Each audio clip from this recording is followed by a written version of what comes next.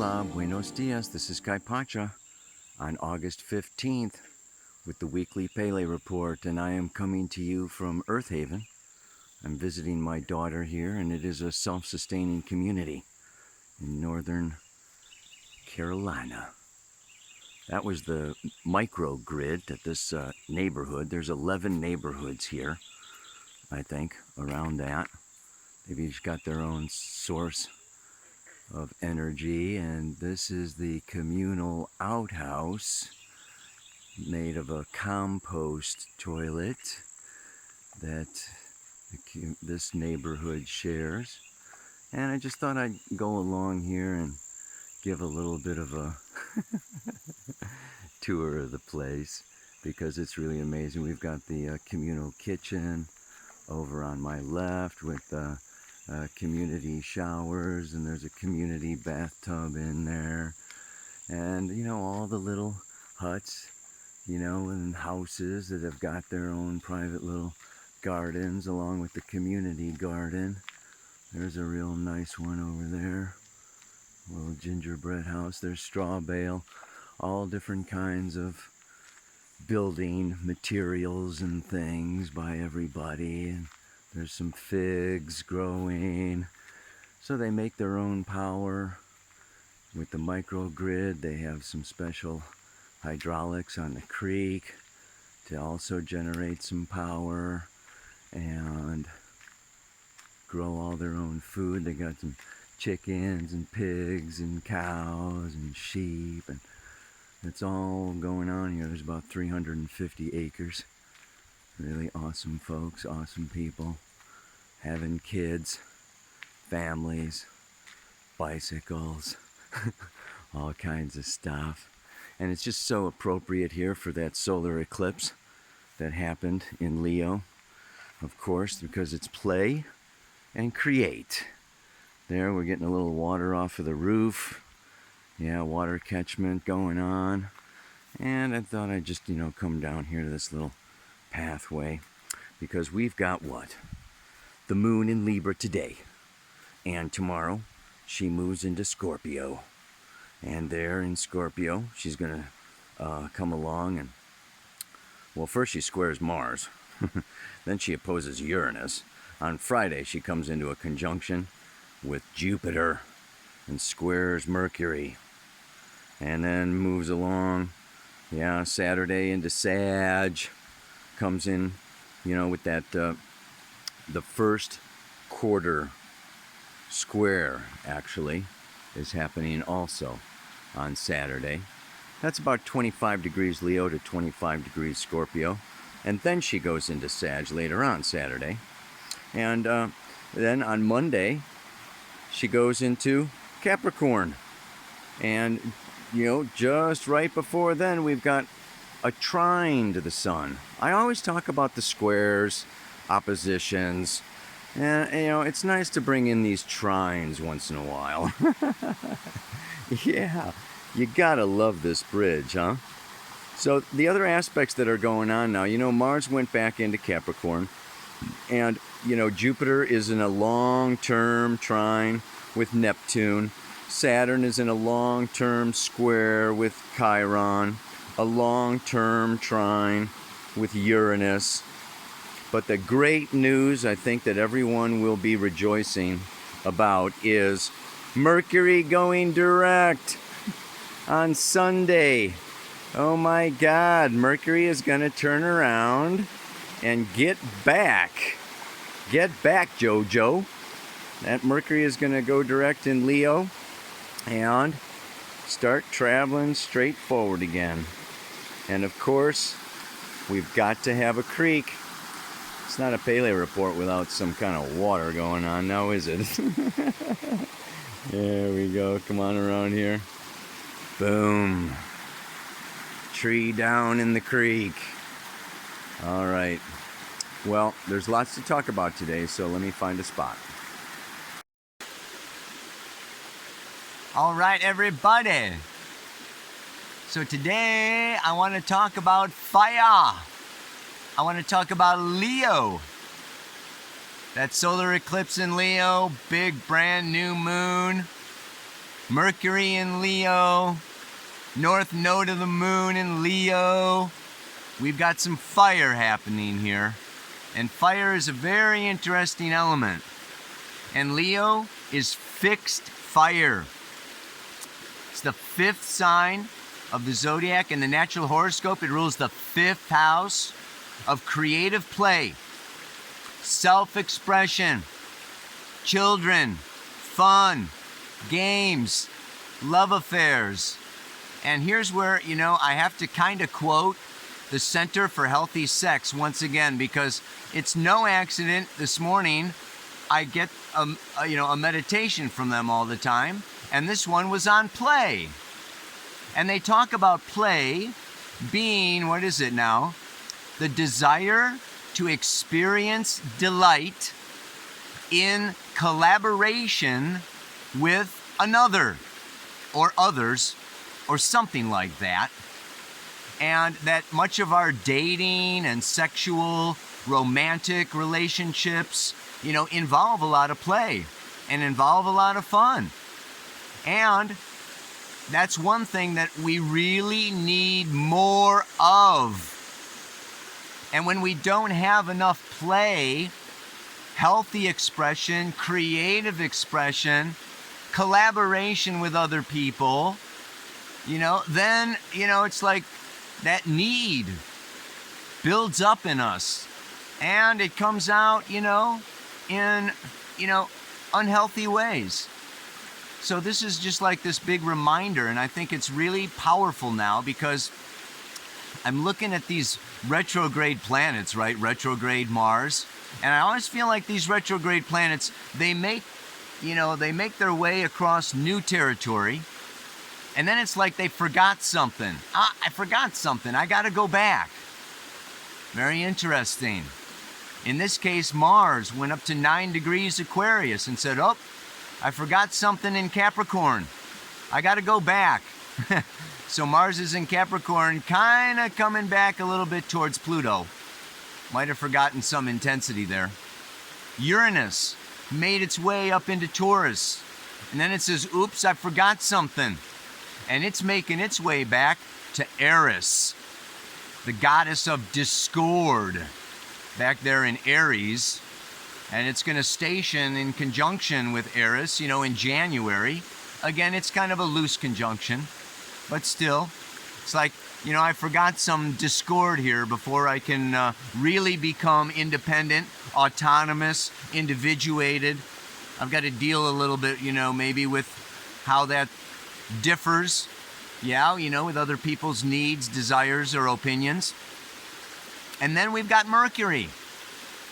You know what? I mean, if you look at it, Mercury is square Jupiter the whole month of August. Now, Mercury moves on average a degree a day, so it should just bop right through, right?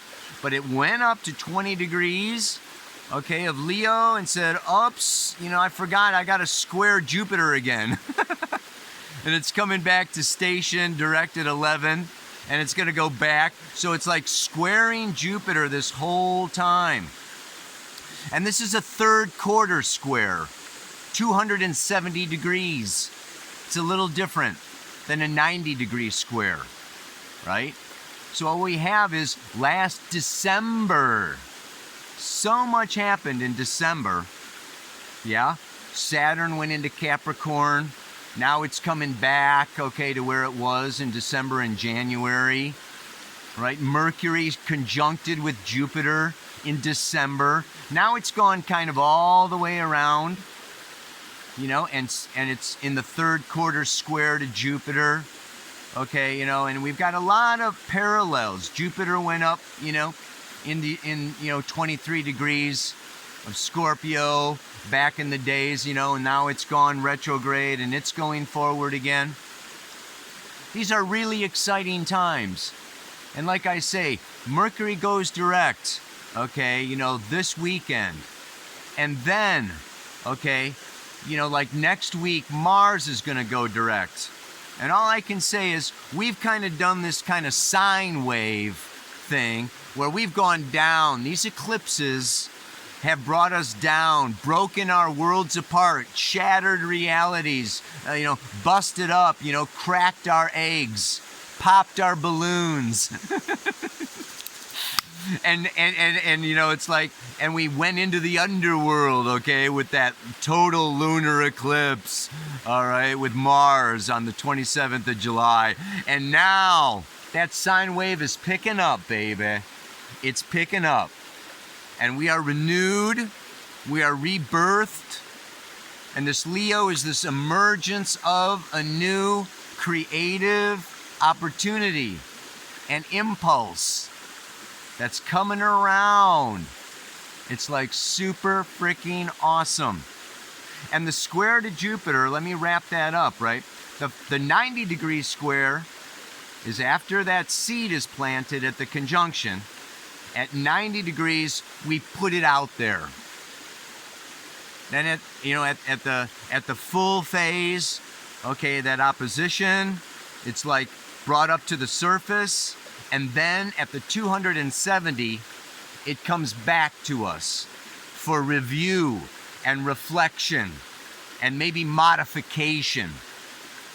So, some of the conversations, some of the ideas, some of the desires, got these freaking, they call them eye flies, man. They fly right into your eye. What a trip. Anyway, man. So, it's like, so it's coming around. It's coming around for that, what goes around comes around. This 270-degree square is, it's time to communicate. Collaboration requires communication. And this Jupiter in Scorpio really is saying there's great discovery, great benefit, great power in collaborating, in uniting. So it's time to maybe revisit some conversations or some ideas or maybe some issues, to resolve them, to foster deeper union and co-creation and collaboration, which is play and joy and fun and all good things. Oh yeah, man. It's so great. So it's great being here at Earth Haven. These people are creating, right? A self-sustaining, they're creating gardens, they're creating alternative lifestyles. I just got attacked by all the kids here. And they didn't want me to post their pictures without talking to the parents. I don't know if I'll get the pictures of the kids up there or not, but it's this innocent, open, and yet it's not always innocent and open. Sometimes there's bullies, sometimes there's competition, sometimes there's humiliation. There's all this kind of stuff going on, okay, when we come into this collaboration, power struggles and power plays, and this is where, like, we really got to work things out. So I want to get to the mantra for today because, I was just staring at a candle, the other night, and, this element of fire is so fascinating. It's so amazing. It is so powerful, and yet it is so delicate, right? First of all, the thing about fire is that it what? It consumes. This little candle, it's consuming the wick, it's consuming the wax, it's grabbing the air, boom, and it's just like forest fires, or wood. Car engines, combustion, petroleum, nuclear power plants, plutonium, whatever. But fire, and Leo is the only carnivore of the zodiac, the hunter, yes, that devours. So fire, fire consumes a lot. We are all consumers. We all need to drink every day. We all need to eat every day, and we all have, possessions and cars and houses and all this stuff. It's like, we're always consuming something because we all have this fire in us. We are fire. And the thing is, when that fire is too small, you know, that's the thing that fire gives us, is light and warmth, heat, power. Boom. It transforms, it changes. So the fire in us wants to transform ourselves and our lives and bring in something new, something that's never been, something that's like really enlightening. It's very awesome. It's very powerful. And yet it's also, when it's too small, it's also very delicate. The way these elements all interact, you know, you can easily just blow out a candle. So the air, the wind can blow out the fire. A bucket of water can splash out a campfire. A couple shovels of dirt can put out a campfire. So air, earth, and water can all kill fire. And fire might consume, you know, a lot of things, but it can also really be extinguished easily. Now the thing is, as it builds and builds and builds, it's like too little fire and you got no energy, you got no drive, you're not creating anything. Too much fire, like a forest fire. You know, I was just up in Canada where they couldn't even put it out. These ones in California or whatever, you know, they get so big you can't put them out. It's too much. So then it's dangerous. It's deadly. You get sunburn. Too much fire can kill you. Yeah. A fever. You can die of a fever, I think, if it's over 104 degrees or something. You can get brain damage. So this balance of that fire energy is very important. Aries is cardinal fire, Brahma fire, the spark that starts it. Leo kind of builds it, fixed fire, contains it. And those two, without Sagittarius, you know, is the philosopher, the thinker, natural law, mutable fire that looks for a greater, bigger, wider purpose for that fire to do something. Yeah? That's not about its own personal building up and grandiosity. So these three fire signs need each other. As much as fire needs the other elements and the other elements need fire, fire needs the three modalities of fire. Yeah? And then, of course, the only other thing I was thinking of today, talking to these folks about it a little bit, was the sun. I don't know, man. The sun is consuming itself, but it's basically just giving, right? Solar power, plant power, warmth, heat. You know, I mean, wow, we would not have the water evaporate to clouds to rain on us if it wasn't for the sun. I mean, the sun is like the ruler of Leo, the center of our solar system, and an absolute phenomena in and of itself. So when we contact that sun within ourselves, we contact our infinite potential. Yes, to be generous and to give, to transform our ideas, our past, our materials, our lives, our relationships.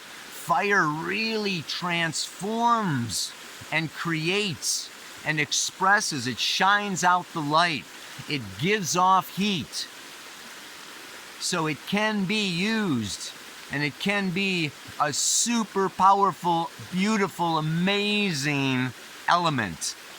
And that's what this time and this month with that new moon in Leo is really all about. Yeah? So the mantra for today, right, you know, is burning fuel like a locomotive. Boom, boom, boom, boom, boom, boom, boom, boom, boom, boom. And consuming more every day. I use it all to create something new so that I can give it away. So, I mean, if we're going to eat all this food and gobble up all the resources of planet Earth, I sure hope to God each and every one of us is, using all of that fuel, yeah, and injecting our own unique, self, creative ideas and feelings and thoughts and ideas and emotions and physical strength or whatever, to build, express, write, dream, play, sing, yeah, something creative, something new, and return. It's like we suck it all in and we consume it, we transform it, and then we are solar beings, generously giving of ourselves, our times, our life, our energy. Boom! Yeah, baby! Ow! All right. See if I can do the whole doggone thing without reading it now. Let's see. Burning fuel like a locomotive, consuming more every day.